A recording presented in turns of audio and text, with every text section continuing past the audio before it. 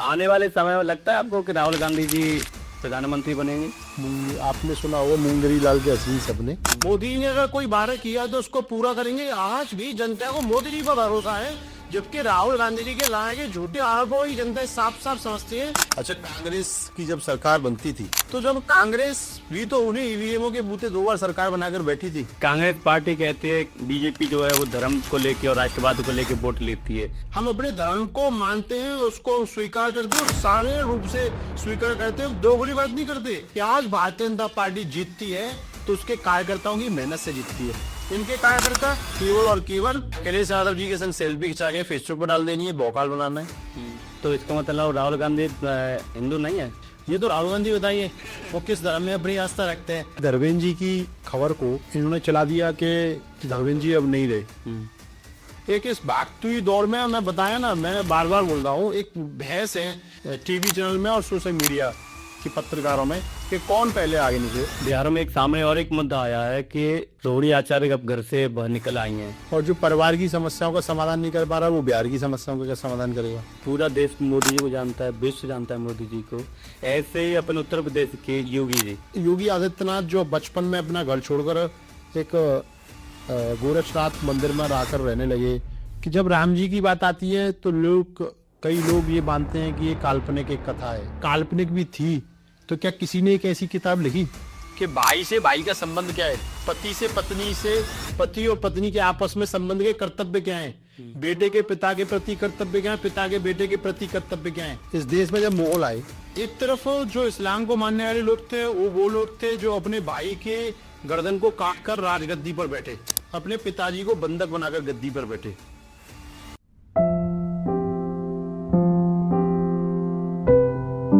Hello everyone, welcome to Vivek Sharma talk show.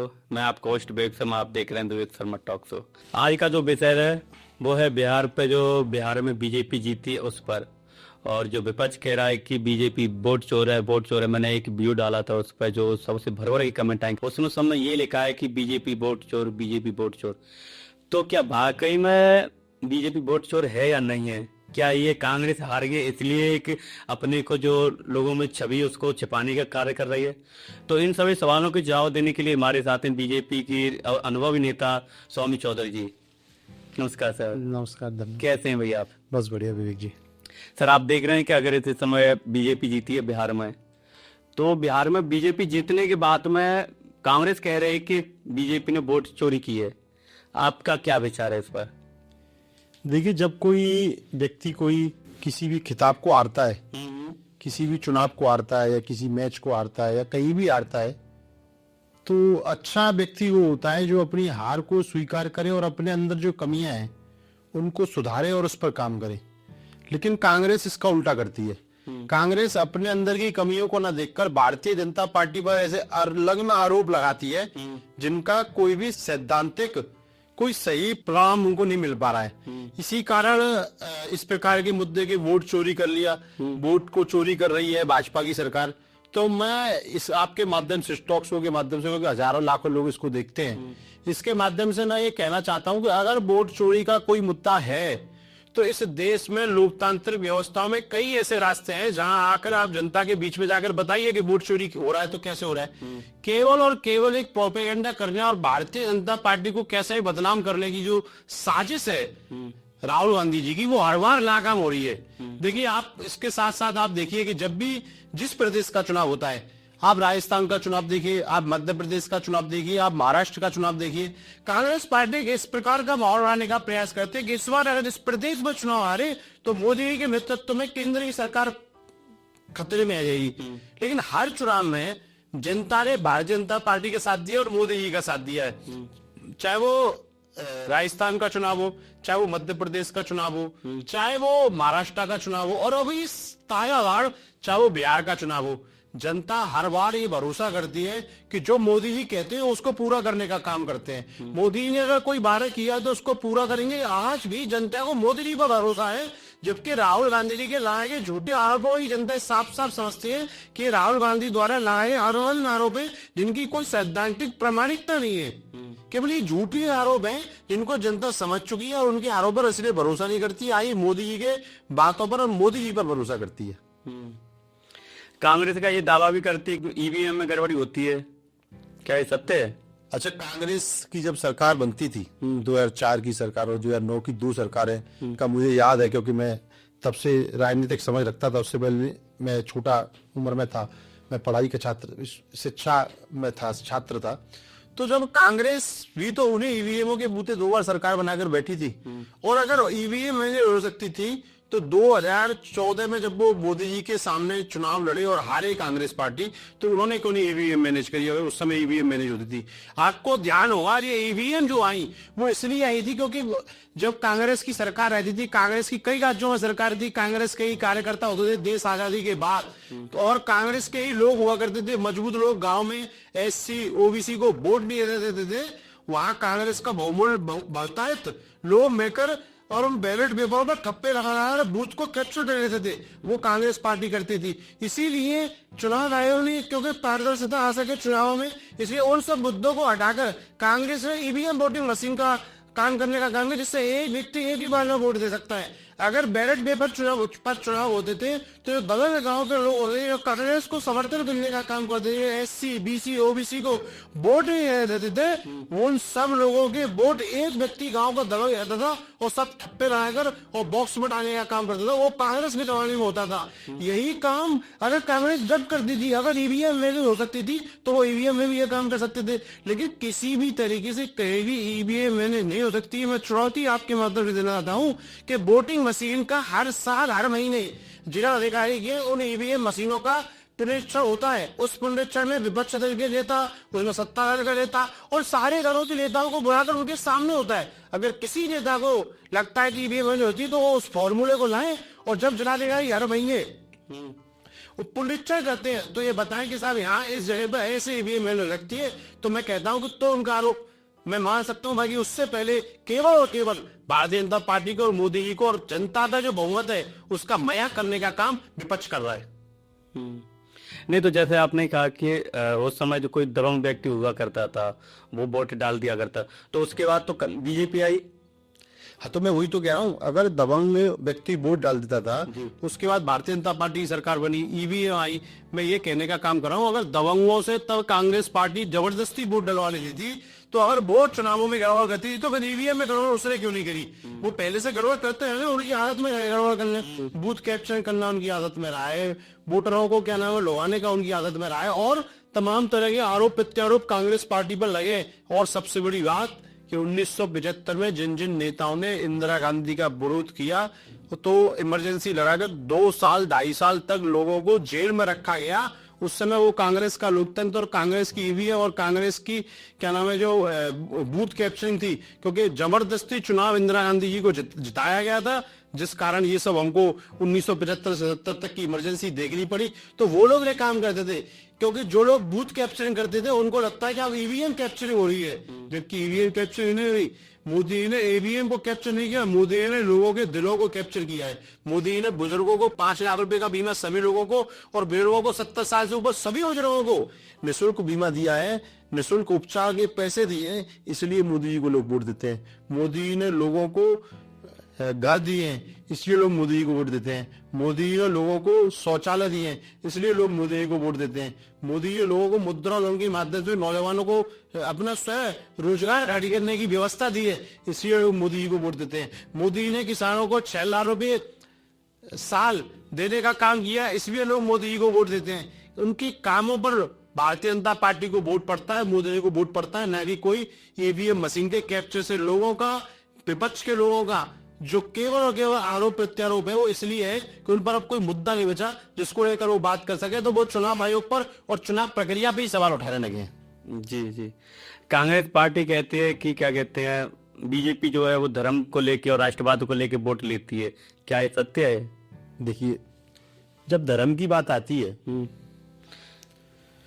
तो इसका अगर हो तो फिर वो धर्म में नहीं है क्या? कोई व्यक्ति नहीं, मैं आपको बताता हूं, अगर कोई व्यक्ति अपने धर्म में आस्था रखता है और वो हिंदू है और वो कहने में ये शर्म करता है कि मैं हिंदू नहीं, तो मैं हिंदू नहीं है, तो ये अपने ऊपर विचार करने की बात है। जिस जाति जिस परिवार में हमने जन्म लिया, अगर हमको अपने पिताजी का नाम लेने में शर्म आती है तो ये हमको खुश होना चाहिए। हमको अपने दादाजी का नाम लेने में शर्म आती है, या तो हमारे दादाजी और हमारे पिताजी ने कोई ऐसे कर्म किए हो, या तो हिंदू धर्म सनातन धर्म ने ऐसे कर्म किए हो जो हमें ये बताने में शर्म आए कि हम सनातन धर्म तो सबको समावेशी धर्म है, सबको साथ लेकर चलने वाला धर्म। एक ऐसा धर्म है जो सबको साथ लेने वाला धर्म, साथ लेकर चलने वाला धर्म है, जहाँ अतिथि देवो भव का भाव होता है, जहाँ अगर किसी व्यक्ति को आपके किसी कर्म से पीड़ा हो जाए तो पाप की श्रेणी में आता है, और हर व्यक्ति में ईश्वर देखता है। ये सनातन धर्म है। अगर उस धर्म पर कहे तो हम धर्म के नाम पर बोल लेते हैं, हम धर्म के नाम पर बोल लेते हैं, हम अपने धर्म को मानते हैं, उसको स्वीकार करते हैं और सारे रूप से स्वीकार करते हैं, दोगली बात नहीं करते। हम जब चुनाव आएगा तो मंदिरों में जाएंगे, और जब चुनाव नहीं आ रहा तो हम टोपी लगा के, गोल टोपी लगा के घूमेंगे। ये गोल टोपी लगाकर और मंदिरों में जाने वाले ये दोहरी मानसिकता के लोग है ना, इनको देश की जनता समझ चुकी है। वो समझ चुकी है कि ये लोग जो गोल टोपी भी लगाकर मजार में भी ये करते हैं, और सनातन धर्म की बात भी जो चुनाव आ रहा है तभी करेंगे केवल क्योंकि हमसे समुदाय का वोट लड़ा हुआ है, इसलिए आप ही स्वीकार नहीं कर पाते। आप देखिए कि 2014 के लोकसभा के चुनाव के बाद जब से देश में नरेंद्र मोदी जी की सरकार बनी है तब ये सवाल बनता है। इससे पहले कोई ये व्यक्ति सवाल पूछने की हिम्मत नहीं कर पाता कोई पत्रकार कि मनमोहन सिंह जी से उनका धर्म पूछ ले, या मनमोहन सिंह ये स्वीकार कर ले, या अखिलेश यादव ये स्वीकार कर ले, या बहन कुमारी मायावती ये स्वीकार कर ले, या तेजस्वी यादव, लालू प्रसाद यादव, मुलायम सिंह यादव ये स्वीकार कर ले। केवल 2014 में मोदी जी की सरकार बनी तब लोगों ने हिंदुत्व को स्वीकार कर और शारीरिक रूप से स्वीकार किया, नेताओं ने खासकर, कि हम हिंदू हैं और हम हिंदूवादी सरकार चलाने का काम करते हैं, हम हिंदू हैं। हम मोदी जी ने कभी किसी एक आदमी की सरकार किसी ने भी वोट देकर बनाई, लेकिन जो मोदी ये योजना लागू करते हैं, सच्चे प्रधानमंत्री का, सच्चे समाज सेवी का, सच्चे नेतृत्व करने वाले किसी भी नेता का ये कर्तव्य बनता है कि अगर सरकारी योजना का लाभ अगर वो चुन के और अगर वो वहां पक्षपात करता है, वहां धर्मवाद करता है तो दिक्कत है। लेकिन मोदी जी ने कभी नहीं कहा कि अगर कोई योजना का लाभ शौचालय मिलने तो मुस्लिम परिवार को नहीं मिलेंगे। मोदी ने कभी नहीं कहा कि 5 लाख रुपए तक का बीमा 70 साल से ऊपर के लोगों को जो मिलेगा वो मुस्लिम परिवारों को नहीं मिलेगा। मोदी जी ने कभी नहीं कहा कि हर घर, जो हर व्यक्ति को घर देना है, वो सपना था मोदी जी का जिसमें लाखों करोड़ों लोग आज तक अपने घर बनवा चुके हैं। मोदी ने कभी नहीं कहा कि मुसलमान परिवार को उनका घर नहीं मिलेगा। मोदी ने कभी भी किसी योजना को हर घर जल से नल, कभी ऐसा नहीं होगा कि 10 हिंदुओं के परिवारों को जल देना दे दिया और मुसलमान के परिवार बीच में आए तो उनको छोड़ दिया है। नहीं, सरकारी योजनाओं का लाभ प्रत्येक व्यक्ति को मिले, इसलिए मोदी जी कहते हैं सबका साथ, सबका विकास और सबका प्रयास। वो सब मिलकर प्रयास करेंगे तो विकास होगा। ये बात मोदी जी ने अब पूरे देश के 140 करोड़ देशवासियों के लिए कही है। तो धर्म की बात करना, ये मैं सोचता हूँ कि विपक्ष की केवल और केवल ये इसलिए कि हमारे सनातन धर्म को कैसे बदनाम किया जाए। मैं तो कहता हूँ कि इसलिए यार बार बार धर्म की बात छेड़ते हैं। तो इसका मतलब राहुल गांधी हिंदू नहीं है? नहीं, ये तो राहुल गांधी बताइए वो किस धर्म में अपनी आस्था रखते हैं। राहुल गांधी हिंदू है, क्रिश्चियन है, या राहुल गांधी फारसी है, या राहुल गांधी मुस्लिम है? वो तो राहुल गांधी बताइए क्यों कौन है। क्योंकि ऐसे सवाल तो व्यक्ति वो उठा सकता है जो जिस धर्म में वो होना वो मानना। भाई वो तो क्या नाम है खुद बताएंगे। मैं हिंदू हूँ तो मैं आपके यहाँ स्वीकार कर रहा हूँ, तो राहुल गांधी कभी स्वीकार करा सार्वजनिक रूप से कि मैं हिंदू हूँ? कभी उन्होंने कहा क्या? आप अपनी चीजों को स्वीकार, अरे वो श्रीमती सोनिया गांधी जी के पुत्र हैं तो वो बार बार मंच पर बोलते हैं, उसको स्वीकार करते हैं ना। उसी प्रकार से ये स्वीकार करे कि वो राजीव गांधी के पुत्र है, उसको स्वीकार करते हैं, तो इसी प्रकार से ये भी स्वीकार करे कि वो सनातन धर्म में पैदा हुए हैं। लेकिन अगर उसके पीछे जाओगे, उनके पीछे, तो आपको वो सनातनी पक्के प्योर सनातनी नहीं लगेंगे, कहीं ना कहीं उसमें मिलावट दिखती है। जी। तो ये बड़ा विचार करने का विषय है। सभी लोगों को सोचना चाहिए कि जो व्यक्ति ये ना कह पाए मैं हिंदू हूँ, आज तक कोई व्यक्ति ये बता दे कि राहुल गांधी ने किसी मन से कहा कि मैं हिंदू हूँ। ये बड़े हम लोगों को सोचने का विषय है। जी। वोट लेने के लिए आप बाबा भोलेनाथ के मंदिर में पूजा करने जाएंगे, वोट लेने के लिए आप जनेऊ पहनेंगे, लेकिन जनेऊ किस प्रकार से पहना जाता है उसका पता नहीं करेंगे। तो ये तो केवल और केवल राहुल गांधी की मुझे लगता है एक सोची समझी पॉलिटिकल हिंदू बनने की रचना है, जो जनता को बेवकूफ बनाने का प्रयास, झूठा प्रयास वो करते हैं, जिसमें हर बार विफल होने का प्रमाण जनता उन्हें देती है। बिहार में बहुत सारे मुद्दे थे जैसे बेरोजगारी, महंगाई, शिक्षा, फिर भी आप बिहार ने क्या कहते हैं मोदी जी को चुना? बिहार में एक बहुत बड़ा मुद्दा, मैं राजनीति से हटकर एक बात करता हूं जी। तेजस्वी ने उठाया नौकरी देने का। हर परिवार को नौकरी मिले, ये मोदी जी की भी सोच है, विचार है। हर परिवार को नौकरी ना मिले तो रोजगार जरूर मिले।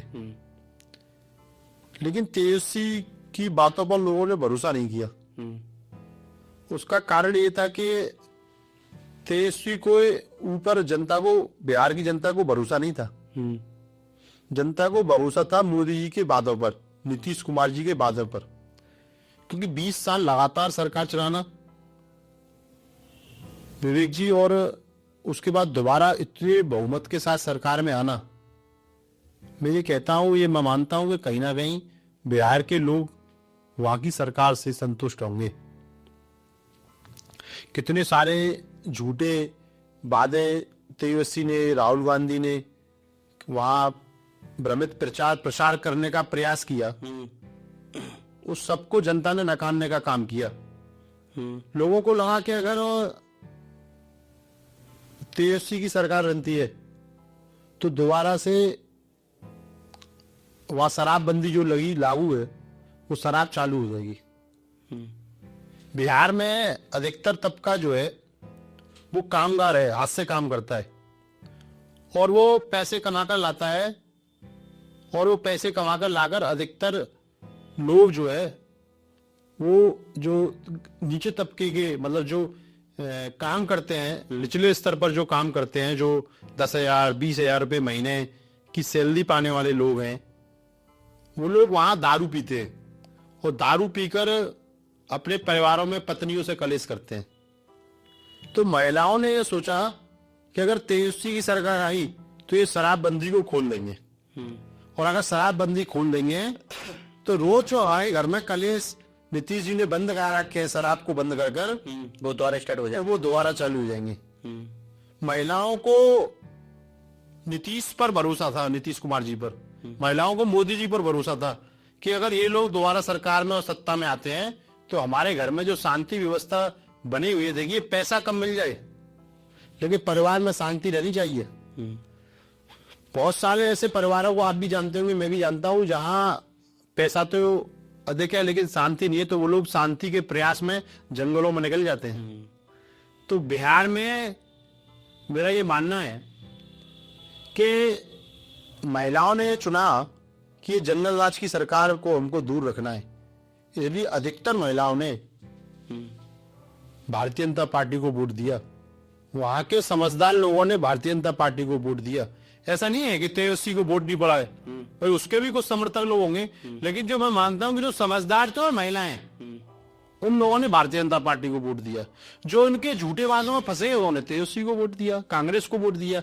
वोट तो उनको भी पड़ा है ना, राजनीति में ऐसा नहीं है कि उनके वादों को किसी ने भरोसा नहीं किया तो मैं इस बात को कहूं कि नहीं साहब उसको नकार दिया, नहीं। लेकिन जिन लोगों ने तेजस्वी को वोट दिया उनको भी विचार करने की जरूरत है कि क्या तेजस्वी को उन्होंने वोट दिया वो सही दिया। और तेजस्वी की बातों पर, राहुल गांधी जी की बातों पर भरोसा नहीं है कि यार आरोप लगाते हैं, आरोप प्रत्यारोप से आगे जाइए, क्योंकि राजनीति के समीकरणों को, राजनीति को समझने की जरूरत है। केवल आरोप प्रत्यारोप से सरकार आप नहीं बना सकते, ग्रास रूट पर काम करने की जरूरत है। आज प्रत्येक भारतीय जनता पार्टी का कार्यकर्ता जो भारतीय जनता पार्टी में है, भारतीय जनता पार्टी में किसी राजनीतिक पद पर काम कर रहा है या नहीं कर रहा है, या कभी भी कहीं राजनीतिक पद पर रहा है, वो 4 से 5, 6, 8, 8, 10, 10, 12, 12 घंटे लगातार पार्टी का काम करते हैं, लगातार जनता के बीच में रहते हैं। इस मुद्दे को भी समझने की जरूरत है। जो लोग वोट चोरी का और ईवीएम मशीन में गड़बड़ी का आरोप लगाते हैं, उन सभी नेताओं से, चाहे वो राहुल गांधी जी हो, चाहे वो तेजस्वी हो, चाहे वो अखिलेश यादव हो, जितने भी लोग इस देश भर में विपक्ष के लोग मोदी जी पर या चुनाव आयोग पर वोट चोरी का या ईवीएम मशीन में गड़बड़ी का आरोप लगाते हैं, मैं सबको ये जवाब देना चाहता हूं, और इसके आप सबके माध्यम से सब कान खोलकर सुने कि आज भारतीय जनता पार्टी जीतती है तो उसके कार्यकर्ताओं की मेहनत से जीतती है।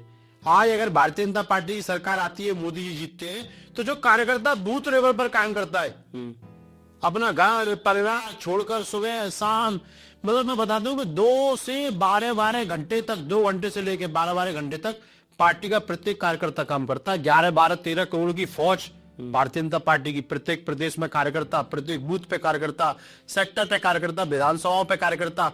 आज भी अच्छी रही, आप विपक्ष में होने के बाद भी विपक्ष के लोग आपको जनता के बीच में नहीं दिखते। और जो हम सत्ता में आए हैं, जनता ने लाई है हमको सत्ता में, तो हम फिर भी सत्ता में रहने के बाद लोग तो सत्ता के मजे मारते हैं, लेकिन भारतीय जनता पार्टी का कार्यकर्ता सत्ता के मजे न लेकर बूथ स्तर पर आज भी जनता के साथ रहता है। जनता की कोई समस्या का समाधान करने का प्रयास करता है, जनता के बीच में जाता है। लगातार आप जब भी देखते होंगे अखबार, टीवी चैनल, किसी भी भारतीय जनता पार्टी कार्यकर्ता की आप आईडी खोल के देख लीजिए, डेली कोई ना कोई कार्यक्रम में सहभागिता रखता है या जनता आती है। इसलिए भी भारतीय जनता पार्टी जीतती है। इनके कार्यकर्ता केवल और केवल अखिलेश यादव जी के संग सेल्फी खिंचा के फेसबुक पर डाल देनी है, भौकाल बनाना है। राहुल गांधी जी के कार्यकर्ता पूरे उत्तर प्रदेश में कहीं दिखते ही नहीं है, कांग्रेस पार्टी की दिखती नहीं है। तो जब आप जनता के बीच में नहीं जाओगे तो कैसे जीत जाओगे? भारतीय जनता पार्टी का कार्यकर्ता आपको हर गांव और बूथ पे दिखता है। तो जो मेहनत करेगा, जो जनता के बीच में रहेगा, जनता उसी को वोट देती है। जी, इसी से जुड़ा हुआ मेरा क्वेश्चन आपसे कि बिहार में जो मुस्लिम वोट मिले वो कांग्रेस को मिले, आरजेडी को मिले, और लेकिन हिंदू जो वोट थे वो बीजेपी को मिले। ये तो कांग्रेस को और तेजस्वी को समझने की जरूरत है। हम लोग तो कहते हैं कि अगली बार जब 2030 में जब बिहार में चुनाव हो तो मुस्लिम भी हमको वोट दें, हम तो निमंत्रण देते हैं। ये तो कांग्रेस को सोचने की जरूरत है कि हिंदू वोट हमको क्यों नहीं मिला। हमको वोट दे रहा है, हम क्यों, हम तो संतुष्ट हैं, वो हमको वोट दे रहे हैं। हम तो जो हमको दे रहा है वो तो ठीक है, लेकिन अगली 2030 जब आई तो हम चाहेंगे कि मुसलमान भी हमको वोट दें, जिससे कि हम और बम्पर तरीके से जीते। आने वाले उत्तर प्रदेश के चुनाव में भी हम मुस्लिमों से चाहते हैं कि वो हमें वोट दें। हम तो उनको नहीं मिलना, ये तो कांग्रेस के लोग ही आपको बता सकते हैं, तेजस्वी को लोग बता सकते हैं। मैं इतना कहता हूँ कि भारतीय जनता पार्टी का कार्यकर्ता काम करता है, भारतीय जनता पार्टी का कार्यकर्ता सनातन धर्म में आस्था रखता है, भारतीय जनता पार्टी का कार्यकर्ता सबका साथ, सबका विकास, सबके प्रयास के इस मूल मंत्र में भरोसा रखता है, उसके साथ वो आगे चलता है, इसलिए जनता उसको वोट देती है। जी, विपक्ष लगातार कहता रहता है कि उसकी मीडिया खरीदी हुई है। देखिए, पत्रकारिता कहीं ना कहीं सोशल मीडिया के इस जमाने में कमजोर हुई है। लोकतंत्र का चौथा स्तंभ कमजोर हुआ है। मैं इसको इसलिए मानता हूं कि अभी धर्मेंद्र जी की खबर को इन्होंने चला दिया कि धर्मेंद्र जी अब नहीं रहे। आप सोचो, इतना बड़ा अभिनेता और उसकी कोई खबर बिना पुष्टि के आप चला रहे हैं, बिना जानकारी के चला रहे हैं। क्योंकि एक जो ये मेरा व्यक्तिगत मानना है, एक सोशल मीडिया और एक न्यूज चैनल आपस में इनकी एक लड़ाई चल रही है कि कौन आगे निकलता है। उस दौड़ में गलत खबर जो पत्रकार हैं वो चला देते हैं।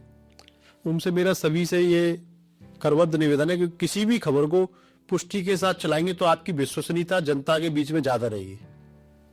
और आप देखिए, विपक्ष कोई झूठा आरोप मोदी जी पर लगाता है तो उसको खूब चलाते हैं। उसकी पुष्टि कराइए ना, आप राहुल गांधी जी उसकी पुष्टि कराइए, अखिलेश यादव जी से उसकी पुष्टि कराइए। जितना झूठ को आप फैलाएंगे उसमें कहीं ना कहीं पत्रकारिता की भी भूमिका है।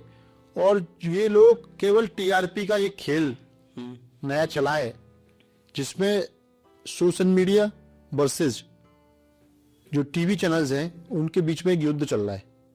उस युद्ध में कौन आगे निकले, उसमें टीआरपी किसकी ज्यादा हो, इसलिए वो खबर की सत्यता को ना जाने पहचाने उसको चलाने का काम कर रहे हैं। ये बड़े हम लोगों के लिए लोकतंत्र के हमारा चौथा स्तंभ है पत्रकारिता, उसको ये समझने का विषय है कि केवल और केवल किसी भी बात को बिना पुष्टि के, बिना किसी के कहने से ना चलाएं, उसकी पुष्टि करिए। पुष्टि कर कर जब चलाएंगे तो आपकी विश्वसनीयता जनता की, नेताओं की आप पर ज्यादा रहेगी। इसलिए आप देखें सोशल मीडिया पे कई खबरें चलती हैं तो अभी धीरे धीरे लोगों में जागरूकता आ रही है कि उसको कंफर्म करते हैं कि क्या ये सही है और क्या ये गलत है। सोशल मीडिया जितना हम लोगों के लिए अच्छा है, उससे कहीं ज्यादा आने वाली पीढ़ी में खराब भी हो रहा है। उसकी जो मोदी जी ने कहा था, मुझे याद है एक भाषण में उन्होंने कहा कि क्या हम मोबाइल का व्रत रख सकते हैं क्या? हमको एक दिन मोबाइल नहीं चलाना है।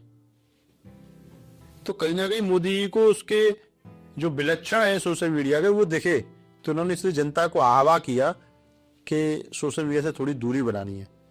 लेकिन टीआरपी और टीआरपी मिलती है तो आपको भी समझ सकते हैं कि क्या मिलता है, उससे थोड़ा सा दूर अपने आप को रखना है। आर्थिकता से दूर रहकर सत्यता के आधार पर चलेंगे तो भी आर्थिक रूप से और मजबूत हो सकते हैं। केवल क्योंकि टीआरपी जो हम कहते हैं वो टीआरपी किस लिए बटोरी जा रही है, उसका एंड में रिजल्ट क्या मिलता है। ज्यादा टीआरपी होगी तो ज्यादा अच्छे ऐड मिलेंगे, ऐड वाले ज्यादा पैसा देंगे। तो केवल इसके लिए चलाना ये गलत है, क्योंकि मैं अगर अपनी जिम्मेदारी को नहीं समझता हूं तो ये इसमें मेरी गलती है। अगर पत्रकारिता जॉब में जितने भी लोग हैं वो अपनी जिम्मेदारी को नहीं समझते हैं तो ये उनकी गलती है। अपनी जिम्मेदारी को समझें, उसके साथ आगे बढ़ेंगे तो ज्यादा समाज के लिए अच्छा रहेगा।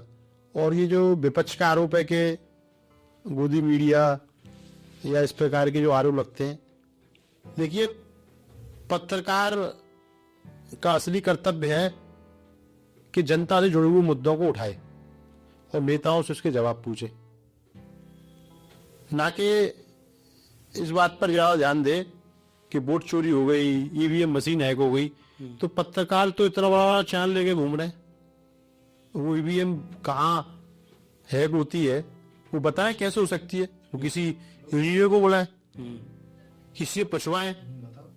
तो अगर राहुल गांधी ऐसे आरोप भारतीय जनता पार्टी पर लगाते हैं तो उसका विरोध करें, उन मुद्दों को छेड़ना, उनको बोलना, उनको पूछना बंद कर दें तो ज्यादा ठीक रहेगा। क्योंकि उन सवालों पर ध्यान देना बिल्कुल बंद कर दें। विकास की बात करें ना, मोदी ने कितने पुल बना दिए उसकी बात करें, मोदी ने कितनी सड़कें बनवा दी उसकी बात करें। आज सड़क का इंफ्रास्ट्रक्चर पूरी दुनिया में भारत का सबसे आगे चल रहा है बनाने में। पूरी दुनिया में जितनी सड़कें बनती है, अमेरिका चाहे रूस, उन सब में भारत में सबसे तेजी से सड़क का निर्माण हो रहा है। इसकी बात कभी किसी पत्रकार ने की है? इतने लोगों को रोजगार मिले, इतने लोगों को आवास मिले, घर मिले, शौचालय मिले, 80 करोड़ लोगों को आज भी राशन मिलता है, कोई भी व्यक्ति गरीब घर में भूखा ना मरे, इसकी चिंता नहीं है। इतने किसानों को 6,000 रुपए की राशि मिलती है, 70 साल से ऊपर के बुजुर्गों को इलाज मिलना है फ्री में, तो इसकी बात तो मीडिया नहीं करते हैं। केवल और केवल झूठे आरोपों को समझना, उसके आरोप लगाना और उसके समाज और जनता के मन में भ्रम डालने की स्थिति पैदा करना, ये पत्रकारों को भी जिम्मेदारी है। कुछ पत्रकार अच्छे हैं, कुछ को समझने की जरूरत है। एक इस भागती हुई दौर में मैं बताया ना, मैं बार बार बोल रहा हूँ, एक बहस है टीवी चैनल में और सोशल मीडिया की पत्रकारों में कि कौन पहले आगे निकले। उस कौन पहले आगे निकले में देश का नुकसान हो रहा है। पत्रकारिता में जब कोई व्यक्ति पत्रकार अपने आप को बोलता है, जनता के लोग समझते हैं, तो वो ये नहीं देखता कि वो टीवी चैनल का पत्रकार है या सोशल मीडिया का पत्रकार। पत्रकार का एक सम्मान है। पत्रकार का मतलब होता है कि समाज में सम्मान, एक ऐसा सम्मान जिसमें ये मानते हैं कि ये एक पढ़ाने का व्यक्ति है, जो ये बता रहा है वो सही बता रहा है। अगर वही गड़बड़ करने लगेगा तो वहां से गर्व हो जाती है। इतनी सी बात मुझे इस पर कहनी है कि विपक्ष को, सत्ता को, ये दोनों को ही ये समझने की जरूरत है कि मीडिया को क्या दिखाना है। बिहार में एक सामने और एक मुद्दा आया है कि रोहिणी आचार्य अब घर से बाहर निकल आई हैं, कुछ गाली गलौज हुई है, उसमें आपकी क्या सोच है? ये एक परिवार का मुद्दा है। राजनीतिक व्यक्ति होने के नाते मुझे इस पर अपनी टिप्पणी नहीं करनी चाहिए। उनका परिवार का मसला है, वो अपने परिवार में बैठ के सुलझाएंगे। लेकिन क्या है कि जब कोई व्यक्ति सामाजिक जीवन में आता है तो उस पर 50 चुनौतियां भी रहती हैं और जिम्मेदारियां भी रहती हैं समाज की। उन जिम्मेदारियों को देखते हुए अपने घर की बात को घर में ही बैठकर सुलझाना, उसका समाधान करना, ये सच्चे परिवार की हितैषी की जिम्मेदारी होती है। और जो परिवार की समस्याओं का समाधान नहीं कर पा रहा, वो बिहार की समस्याओं का क्या समाधान करेगा? ये तो जनता ने उसको नकारने का काम किया। लेकिन मैं इस पर ज्यादा नहीं बोलकर केवल इतना कहना चाहता हूँ कि ये उनके परिवार का मसला है।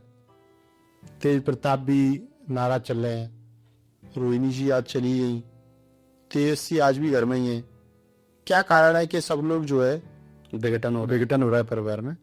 उस पर मैं उनको ये कहना चाहता हूँ कि वो अपने परिवार की समस्याओं का मिलकर निपटारा करेंगे। उस पर राजनेताओं को या किसी भी नेता को ज्यादा नहीं बोलना चाहिए, उस पर राजनीति नहीं करना चाहिए, ये मेरा मानना है। क्योंकि वो घर का घर का मामला है, वो अपने घर में सुलझाए। जी जी जी। जो सर क्या कहते हैं, आने वाले समय में लगता है आपको कि राहुल गांधी जी प्रधानमंत्री बनेंगे? आपने सुना होगा मुंगेरी लाल के हसीन सपने। श्रीमती सोनिया गांधी जी, श्रीमती प्रियंका गांधी जी और कांग्रेस के तमाम कार्यकर्ता और समर्थक ये सपने राहुल गांधी जी उनको दिखाने का प्रयास कर रहे हैं, लेकिन हकीकत में हर बार प्रधानमंत्री का तो छोड़िए, वो राज्यों की सरकार बनाने में भी नाकाम रहते हैं। क्योंकि राहुल गांधी में एक बेसिक जो मुझे कमी दिखती है, वो जनता से कनेक्ट नहीं हो पाते, जनता से जोड़ नहीं पाते। जनता की समस्याओं का समझदारी उनके अंदर मुझे नहीं दिखती है कि क्या समस्याएं। केवल और केवल होता क्या है कि उन्हें वो जो जिस परिवार में वो पैदा हुए, उनके और इस देश की जो आम जनमानस है, उसके बीच में इतना बड़ा लंबा एक गैप है जिसको पाट पाना मुश्किल है। मोदी जी एक ऐसे परिवार में पैदा हुए जिसके देश की आबादी जो है अधिकतर उसी प्रकार की, एक उसी स्ट्रक्चर, पारिवारिक स्ट्रक्चर की जहां से मोदी जी निकले वहां उस समय की थी। तो मोदी जी ने उस दर्द को समझा है, तो वो उस लोगों के उस दर्द को समझते हैं, गरीब के दर्द को मोदी जी समझते हैं। और जो व्यक्ति दर्द को समझता है वो इसका इलाज जान सकता है।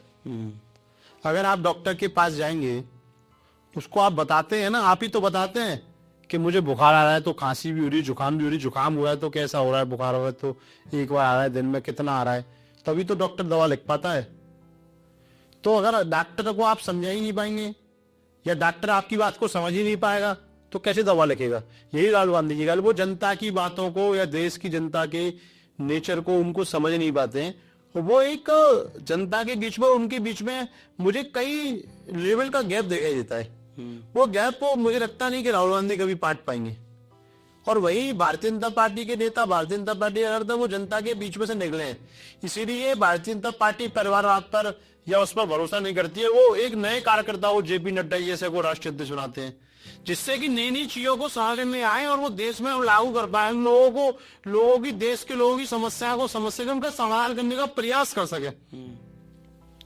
जब आप देश के तमाम गरीबों की समस्याओं को, तमाम उन लोगों की समस्याओं को जो समस्या में हैं, उनको समझ पाओगे तभी उसका समाधान ढूंढ सकते हैं। राहुल गांधी समस्याओं को नहीं समझ पाते। ये ऐसा उल्टी सीधी बातें कर कर अगर मान लो 2, 4, 5 सीटों की बढ़ रही होती है तो वो और घट जाती है। तो मुझे राहुल गांधी ना समझ राजनीतिक लगते हैं और उनको अभी किसी भारतीय जनता पार्टी के कार्यकर्ता जो बूथ लेवल पर काम करता है उससे सीख लेनी चाहिए। राष्ट्रीय नेता है, लेकिन भारतीय जनता पार्टी के किसी दिल्ली में ही किसी कार्यकर्ता से ले लें तो ज्यादा ठीक रहेगा कि भारतीय जनता पार्टी के किसी बूथ लेवल के कार्यकर्ता से जनता की समस्याओं में कैसे खड़ा होना है, कैसे जनता के साथ चलना है, कैसे जनता के दुख दर्द को समझना है, फिर उसकी ऐसा नहीं केवल समझना है, उसकी समस्या का कैसे समाधान करना है। ये अगर वो करेंगे तो मुझे लगता है कि ज्यादा अच्छे से राजनीतिक विपक्ष के नेता के रूप में वो काम कर सकते हैं। जी, जैसे क्या कहते हैं, मोदी जी की बात करें, पूरा देश मोदी जी को जानता है, विश्व जानता है मोदी जी को।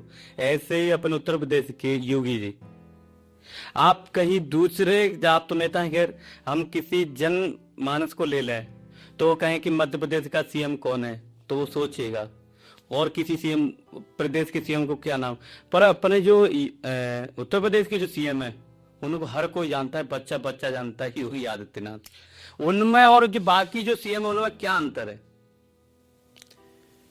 देखिए, भारतीय जनता पार्टी के जिन जिन राज्यों में सीएम है सब अपना काम बखूबी कर रहे हैं, सब अपने प्रदेशों का विकास करने का भी काम कर रहे हैं मोदी जी के नेतृत्व में। लेकिन इस बात को डिनाई नहीं किया सकता कि पूरे देश भर में सबसे ज्यादा डिमांड अगर किसी मुख्यमंत्री की सभाओं को लेकर, वोट को लेकर, जब भी चुनाव होता है तो मुख्यमंत्रियों की अगर बात करें, सबसे ज्यादा डिमांड रैली की अगर कोई कार्यकर्ता, कोई नेता करता है अपने विधानसभा क्षेत्र में या लोकसभा क्षेत्र में तो योगी जी की करता है। तो योगी जी स्पष्टवादी नेता है, वो कभी भी किसी सवाल का जवाब घुमाकर नहीं देते, सीधा स्पष्ट जवाब देते हैं। कहीं ना कहीं जो सनातन के माध्यम से उन्होंने अपने अंदर जो कि ऊर्जा इकट्ठी कर रखी है, जो देश के और समाज के भले के लिए है, और जो सनातन की तपस्या से तप जो उनके अंदर है, जो विचार उनके अंदर है, वो उन सारे जो सवाल होते हैं या जो उनका विचार होता है, उस सनातन की परिपक्वता, मतलब जो तप कर जो बना है, जो उनके अंदर है, वर्षों वर्ष उन्होंने तपस्या कर एक महाराज के रूप में, एक योगी के रूप में जो अपने अंदर इकट्ठी करी है, उस तप का कारण है कि आज वो पूरे देश भर में सबसे लोकप्रिय मुख्यमंत्री हैं। आप समझिए, जब हम मंत्र बोलते हैं तो मंत्र से हमारे मन की शुद्धि होती है, मंत्र से हमारे दिमाग में शांति मिलती है। स्वामी प्रेमानंद महाराज जी कहते हैं कि मंत्र का जाप करते रहो, सारी समस्याओं का समाधान हो जाएगा। तो आप समझिए, उस योगी आदित्यनाथ जो बचपन में अपना घर छोड़कर एक गोरक्षनाथ मंदिर में आकर रहने लगे, वहां भगवान की भक्ति करने लगे, पूजा पाठ करने लगे, तो 24 घंटे में लगता है उन्होंने तपस्या उस समय की होगी, 12 घंटे की होगी, 8 घंटे की होगी, लेकिन एक आम आदमी से अधिक तप उनमें उनके अंदर है और उन्होंने किया है। उस तप से, उस सनातन के मंत्रों से, उस सनातन की संस्कृति से, उस सनातन में जो जीते हैं 24 घंटे, उसके जो उनको एनर्जी मिलती है, उस एनर्जी के बाद जो वो बोलते हैं उसको जनता पसंद करती है। उस तप के कारण उनकी लोकप्रियता इतनी है, और ये लोकप्रियता भी आने वाले समय और बढ़ेगी। जी, या इससे हम कह सकते हैं कि कभी अगर भविष्य में प्रधानमंत्री बने तो योगी आदित्यनाथ होंगे।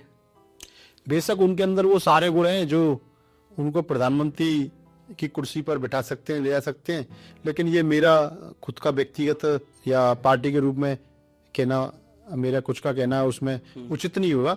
ये मैं प्रधानमंत्री वाले पद पर कुछ नहीं कहना चाहता, लेकिन मैं ये कह सकता हूँ कि उनके अंदर वो क्षमता है कि वो प्रधानमंत्री पद को भी बड़े अच्छे से निर्वहन कर सकते हैं, क्योंकि उनमें सनातन की तपस्या है।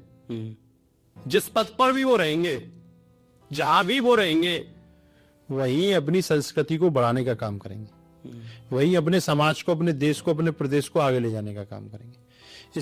इस भारतीय जनता पार्टी में कई ऐसे नेता हैं जिनके अंदर ये क्षमताएं हैं देश के प्रधानमंत्री बनने की, प्रदेश के मुख्यमंत्री बनने की, सांसद बनने की, विधायक बनने की, लेकिन एक पार्टी तय करती है मिलकर, वो एक अलग विषय है। लेकिन मैं ये कहता हूं कि उनके अंदर भी वो क्षमताएं हैं, और वो भी देश का, प्रदेश का तो सफल नेतृत्व करिए, देश का भी कर सकते हैं। और उनके अंदर जो तपस्या से, जो तप से जो शक्ति अर्जित हुई है, उसको देश का उसको, उससे देश को लाभ लेना चाहिए। जी, ये मेरा कहना है। सनातन धर्म को लेके आपका क्या विचार है? उसको कैसे बढ़ाया जाए और उसको कैसे बचाया जाए? देखिए, सनातन तो स्वयं एक ऐसा धर्म है, सनातन एक तरह से विचार है।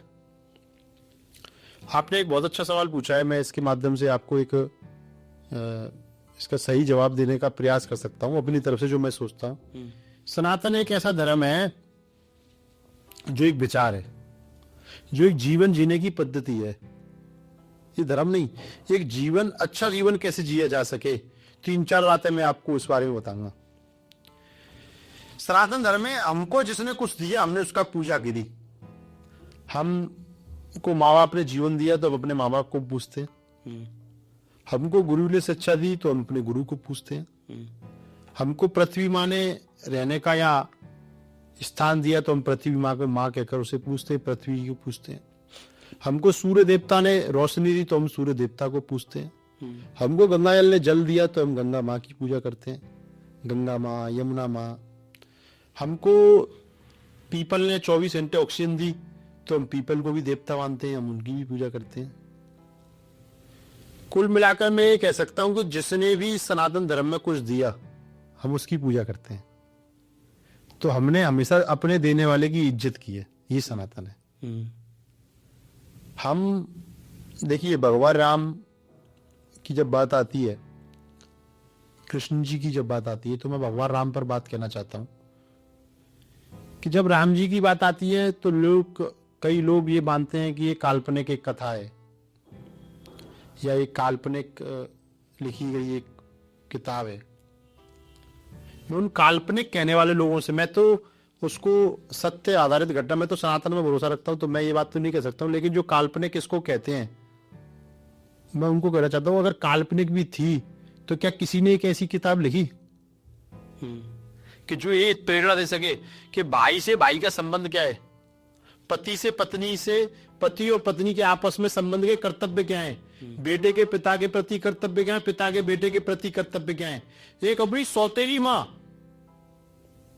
जिसने उनको वनवास करा दिया, उसके प्रति भी उनकी धारणा, उनका विचार नहीं बदला, तो मां के प्रति कितने सम्मान व्यक्ति के अंदर आना चाहिए, ये रामायण सिखाती है। इस देश में जब मुगल आए, मुगलों ने 1400-1500 के आसपास इस देश में 1600 तक राज किया, आगे भी किया पीछे भी किया। तो एक तरफ जो इस्लाम को मानने वाले लोग थे वो लोग थे जो अपने भाई के गर्दन को काटकर राजगद्दी पर बैठे, वही लोग अपने पिताजी को बंधक बनाकर गद्दी पर बैठे। और हमको भगवान राम की जो जीवनी है, जो रामायण है, जो वो सीख ये देती है कि उनकी सौतेली माँ ने भगवान राम को वनवास करा दिया, और जब वो वनवास पर चले गए और उनके भाई को जब ये पता लगा, भगवान भरत लौट कर आए, उनको पता लगा कि मेरे भाई को मेरी माँ ने मुझे राज दिलाने के लिए वनवास करा दिया है, तो आप सोचो ना, मैं उस राज को स्वीकार करने से मना कर दिया और अपनी माँ से इस बात का विरोध किया। और फिर अपने पूरे अयोध्या के वासियों को लेकर, अपनी पूरी कमेटी को लेकर, टीम को लेकर, अपनी माओ को लेकर, अपने गुरुजनों को लेकर, अपने मंत्रालय को लेकर, अपने मंत्रियों को लेकर वापस भगवान राम को बनाने गए और कहा कि भैया इस पर तो अधिकार आपका था, आप चलिए और आप गद्दी पर बैठिए, आपका राज है, आप राज करिए। तो देखिए यहाँ ये समझने की ये होता है कि जिनके पिता का जीवन शांत हो गया था, जब ये भगवान राम को बताया गया कि आप चलिए और पिताजी अब इस दुनिया में नहीं रहे हैं, तो भगवान राम का अपने पिता के दिए हुए वचन के प्रति कर्तव्य को समझने की जरूरत है।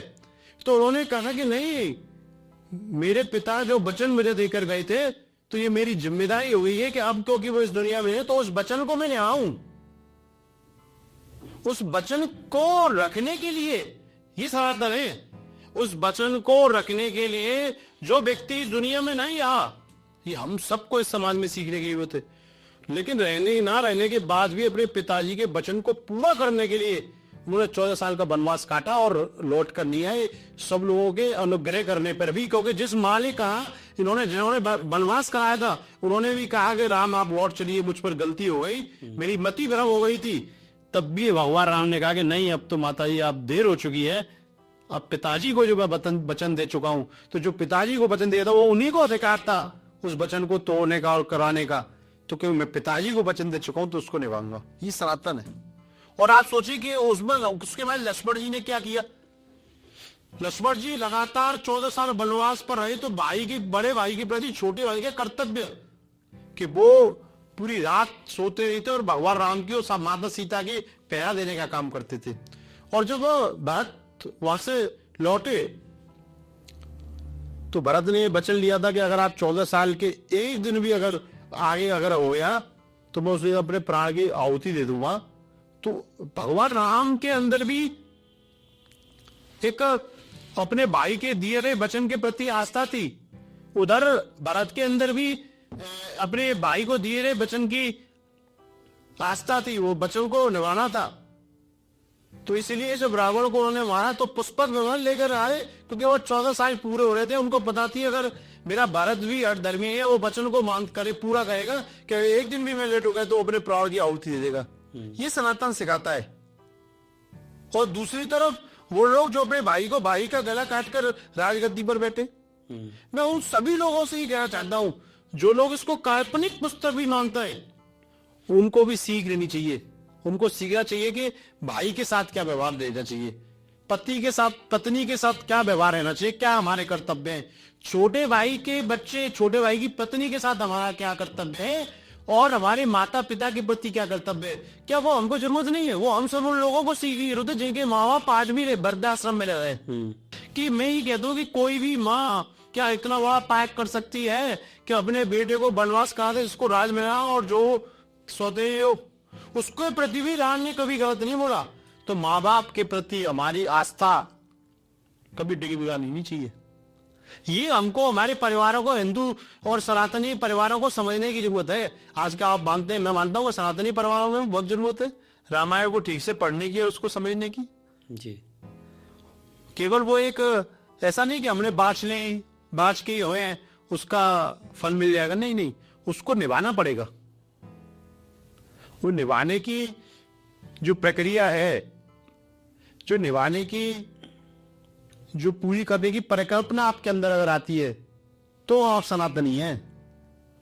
आप माँ बाप को गाली बगे, अपने भाई का माल मारे, अपने बड़े भाई के बारे में गलत बोले, अपने कर्म ऐसे करें जो समाज में गलत हो, और उसके बाद सोचे कि सनातन धर्म में हम रामायण पाठ पढ़कर अगर उसका फल पालेंगे तो कभी जीवन में, मैं नहीं मानता हूँ किसी को उसका पुण्य मिल सकता है।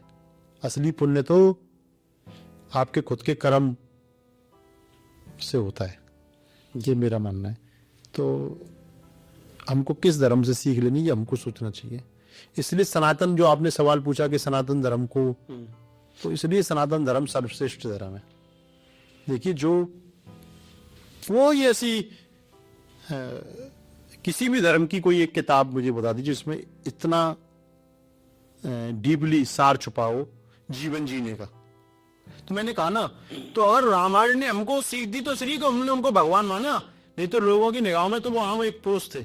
लेकिन उन्होंने हमको जीवन जीने की पद्धति सिखाई, हमको हमारे कर्तव्य सिखाए, इसलिए हमने राम को भगवान माना। मेरी नजरों में लोग कहते हैं ना कि सनातन क्या है, हकीकत में सनातन ही है। इसलिए सनातन धर्म, कोई किसी धर्म की किताब अगर अपने भाई के प्रति कर्तव्य से दिखाती हो या बताती हो तो दिखा दे मुझे, किसी भी किताब में कहा गया हो। केवल एक सनातन एक ऐसी वो है जहां जीवन, इसलिए मैंने कहा शुरू में कि वो जीवन जीने की पद्धति है। हमको जिसने भी कुछ दिया हमने उसको पूजा करी है। हमको बारिश दी इंद्र दे भगवान ने, तो इंद्र दे भगवान की पूजा करते हैं। आप सोचिए ये कितना एक विचार करने वाली बात है, कितना बार एक इसके अंदर सनातन धर्म के अंदर एक बात छुपी हुई जो कोई हम और आप कोई इसको पहुंच ही नहीं सकते कि कितने लोगों को, कितनी चीजों को, कितने कैसे कैसे करके हमने लोगों को पूजना शुरू किया। कोई भी व्यक्ति हो, आप सोचो कि हम ईश्वर प्रत्येक व्यक्ति के अंदर है, ये भाव किसके पास है? ये भाव भी तो सनातन में।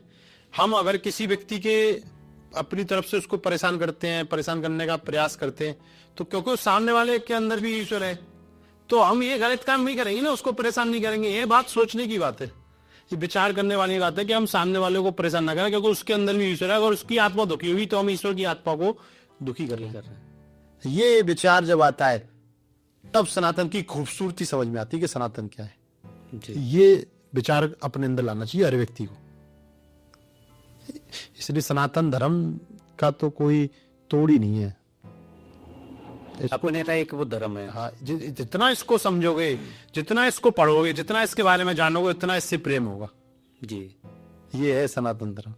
जैसे आपने कहा कि रामायण की बात हो रही थी, तो मेरे को कुछ याद आया कि भगवान राम ने अपनों को खुश करने के लिए क्या क्या नहीं छोड़ा। राज छोड़ा, पाठ छोड़ा, भाई छोड़े, बंधु छोड़े, मित्र छोड़े, गुरु छोड़े, माता छोड़ी, पिता छोड़े, यहाँ तक कि उन्होंने अपनी पत्नी को भी छोड़ दिया। फिर भी लोग, हम जो कलयुगी लोग, उन पर सवाल उठाते हैं और फिर हम सोचते हैं कि हमारे साथ दुख क्यों हुआ, हम किसी को दुख कर रहे हैं। अरे जब भगवान राम ने इतना सब कुछ छोड़ दिया तो हम तो कलयुग प्राणी हैं। यही सीखने की बात है। राम इस देश के सबसे आइडियल व्यक्ति हैं। बोलो, जब तक ये सृष्टि रहेगी, जब तक ये सृष्टि रहेगी, इस धरती पर मनुष्यों का जीवन रहेगा, तब तक राम एक आइडियल पुरुष है। राम से, भगवान राम का एक ऐसा चरित्र है जहां से जब भी आदमी को समस्या लगे अपने जीवन में, तो भगवान राम की रामायण को पढ़ ले, वहां से उसका जवाब मिल जाएगा। आप सोचिए कि किसी भी चीज की समस्या हो, आप राम के चरित्र को, राम के जीवन को, उसी समस्या को उठा पे पढ़ लीजिए, तो आपको करना क्या है उसका जवाब आपको रामायण देती है, बाकी कोई ग्रंथ नहीं देता। किसी भी समस्या का राम, मैं कहता हूं कि मोटिवेशनल गॉड है। मोटिवेशनल गॉड भी है, नहीं मोटिवेशनल भी है, इसके अलावा और भी जो चीजें उनके भी है, मोटिवेशनल गॉड भी नाम ही है। अब इतने के बाद भी उन्होंने कभी अपने ईमान को नहीं डगराया। आपने बताया इतनी सारी चीजें हैं कि भाई, पति, परिवार, पत्नी, बच्ची, सब कुछ छोड़ दिया, पत्नी तक छोड़ दिया हमारा। लेकिन जो उनके कर्तव्य थे, अपने कर्तव्य से कभी पीछे नहीं हटे, अपने कर्तव्य का हाथ और पालन करते रहे। आप सोचिए ये कैसी परिकल्पना है जिस पर कई घंटे बुलाया जाता है। बिल्कुल। और जैसा भी मेरे को याद आया कि रावण जैसा महान व्यक्ति नहीं था, और इतना बड़ा पांडित्य अगर किसी में कोई है तो वो रावण थे। और आयु कलयुग के प्राणी, हर प्राणी में रावण बसा हुआ है। उसको जब कोई दशहरा आता है तो उस रावण को जलाने जाते हैं, पर अंदर की जो अंदर बैठा रावण उसको कोई नहीं जलाता है। क्या है कि रामायण को हम देख लेते हैं लेकिन अपने अंदर भी धारण करने का प्रयास नहीं करता। मैं कहता हूं कि हम थोड़ा सा भी अपने अंदर सुधार कर लेते हैं ना, थोड़े से तो हमारा पूरा जीवन कट जाता है। हम रावण को मारते हैं, ताली बजाते हैं जब वो फूकता है, लेकिन अपने अंदर जो रावण होता है ना, उसको कोई मारने का प्रयास ही नहीं करता। उसको तो वो लोग और खा पिला दें, उसको और मजबूत करने का प्रयास करते हैं। दशहरा पे रावण जला देते हैं, लेकिन अपने अंदर के रावण को उसी दशहरा के दिन और खिला पिला के बड़ा कर लेते हैं। ये बड़ा एक अलग तरह का एक विषय है जिस पर एक लंबी चर्चा की जा सकती है। और देखिए, राम जी की मैं बताऊं कि राम जी ने जब रावण को मारा तो आप सोच सकते हैं कि मुगल जा जाते थे वहां मारकर वहीं की बहन बेटियों को कब्जा कर लेना, उनको जबरदस्ती उनको शादी कर लेना और उन पर जबरदस्ती अत्याचार करना। एक राम जी के बारे में कहीं आपने सुना? राम तो एक ऐसे व्यक्ति थे कि श्रीलंका को जीते तो विभीषण को दिया है, किष्किंधा जीते तो सुग्रीव को दिया है। आप सोचो, राजपाट भी उन्होंने कभी किसी का नहीं लिया। वही किष्किंधा, नहीं तो जितने लोग हैं जिन्होंने राज को जीता वही राज करने लग गए, वही रह गए। उसको पूरी तहस नहस कर दिया उन्होंने सबका। राम ने कभी ना किसी का तहस नहस किया और ना ही कभी श्रीलंका का तहस नहस किया। केवल कर्तव्य जो था उसको निभाया, और निभाने के बाद उस पे वहां के जिसका अधिकार बनता था उसी को राज दे दिया जी। नहीं तो जीतने के बाद तो वो चाहते तो अयोध्या से लेके श्रीलंका तक अपना राज कर सकते थे। उनसे कौन लड़ सकता था? साक्षात ईश्वर थे। लेकिन क्योंकि उन्होंने उनको एक जीवन की सीख देनी थी कि सनातन की सोच विचार कैसे बना रहेगा। तो भैया ने सारी जो बिहार में चुनाव हुए बीजेपी को बहुत बहुत बधाई है, शुभकामनाएं। और सोनू चौधरी जी ने सारे सवाल जो उन्होंने मैंने कंट्रोवर्सी रखे थे वो सबके सवाल जवाब दिए और विस्तार से बताया कि क्या इसका कैसे सब कुछ, ये क्या है अफवाह है, क्या है, सब कुछ बताया भैया ने। तो अभी हमने क्या कहते हैं एक कामधेनु सेवा संस्था नाथद्वारा में खोली है जिसका निर्माण होने जा रहा है। तो आप सभी से अनुरोध है कि उस कामधेनु के लिए, गांव के लिए, सेवा के लिए हम एक हॉस्पिटल बना रहे हैं जो कि बहुत बड़ा प्रोजेक्ट है, जिसका प्रोजेक्ट की एक लागत आ रही है वो 6.5 करोड़ आ रही है। तो आप सभी एक एक बूंद, एक एक रुपया दान करें उस गौ सेवा के लिए, गौ माता के लिए, जिसको हम जैसे आता ना गौ माता, क्योंकि विश्व की माता है जिसके अंदर 33 कोटि देवी देवता विराजमान रहते हैं। क्योंकि भगवान कृष्ण भी उनकी सेवा करते हैं, वो है गाय माता। तो आप सभी से अनुरोध है, मेरा रिक्वेस्ट है आप सभी से हाथ जोड़ के कि आप, मैं QR कोड उसका मैं आपको लगा दूंगा इसमें, तो आप उस संस्था के लिए, कामधेनु सेवा संस्था के नाम द्वारा जो श्रीनाथ जी में है, और उसके लिए मैं ये आप सभी से अनुरोध कर रहा हूँ। मैं भैया से भी कहना चाहूँगा कि आप कहीं भी कोई हो तो आप गौ सेवा के लिए कुछ करें, और क्योंकि ये हमारा सभी का कर्तव्य है गौ सेवा। जी जी बिल्कुल, हर आदमी को करनी चाहिए और उसमें अपना जितना भी अपना कर सकते हैं वो सहयोग भी करना चाहिए। क्योंकि आजकल गायों की स्थिति पूरे देश भर में अच्छी नहीं है, तो उसके लिए आपने बड़ी अच्छी पहल ये शुरू की है। मैं आपके माध्यम से, इसके माध्यम से सबसे कहना चाहता हूँ कि जितना सहयोग अधिक से अधिक लोग कर सकते हैं वो करें, और इसमें कोई फाउंडेशन आपने नहीं रखी है, जो जितना सहयोग करना चाहे उतना कर सकते हैं। तो मेरा निवेदन है कि सभी लोग इसमें सहयोग करना अधिक से अधिक बढ़कर, और ये सहयोग आपका एक्चुअल में सही रास्ते पर जाने के लिए। और भारत देश तो एक ऐसा देश है कि अगर कोई मुहिम चलानी है तो बस आप शुरू करिए, अगर उसका ध्येय अच्छा है तो लोग मदद देने वाले लोग इस हिंदुस्तान में भी बहुत हैं। तो सभी लोग मिलकर इस जो गौशाला खोली गई है कामधेनु, उसमें सब लोग मिलकर सहयोग करें। ये मैं भी आपके माध्यम से सभी लोगों से अपील करना चाहता हूँ। तो मिलेंगे किसी दूसरे पॉडकास्ट में, जब तक के लिए हरे कृष्णा। हरे कृष्ण हरे कृष्ण।